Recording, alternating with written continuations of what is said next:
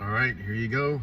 It's the Uber Eats Chronicles, the good, the bad, and absolutely a lot of ugly. So I've been talking about some ugly. I haven't talked about the good yet, but that'll come. There is some good, definitely some good. But here I want to talk about Uber itself. They have a lot of systems in place, really, in my opinion, against you and the driver.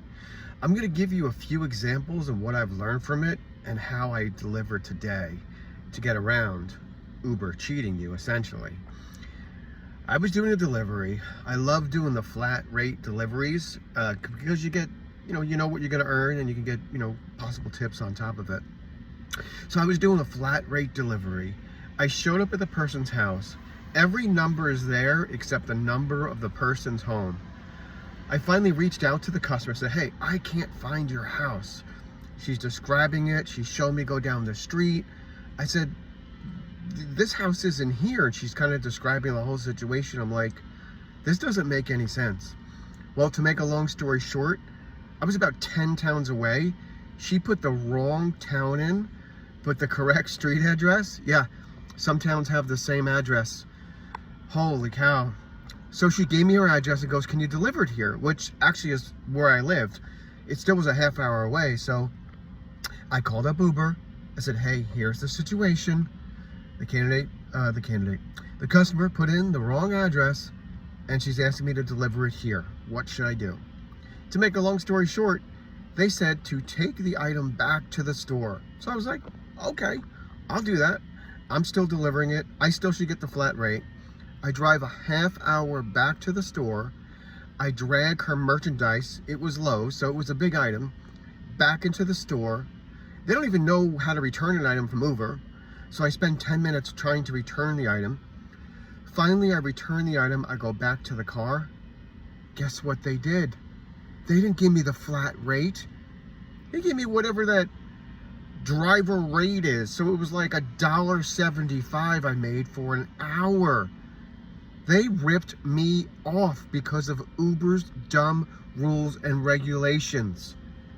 They get you all the time. They are not here for you. So I turn it around to my advantage. And I'll give you an example how this can help you. First of all, number one, I should have just made that delivery to whatever address was in there and let them deal with it, because I would have gotten the money and the tip. But I didn't do that. That doesn't sound right. Anyhow, here's what I learned on this exercise from pharmacy prescription deliveries. Check this out. Sometimes when I pick up from Shaw's, which is a local retailer here in Upper New England, that's where I am, they request a picture and a signature.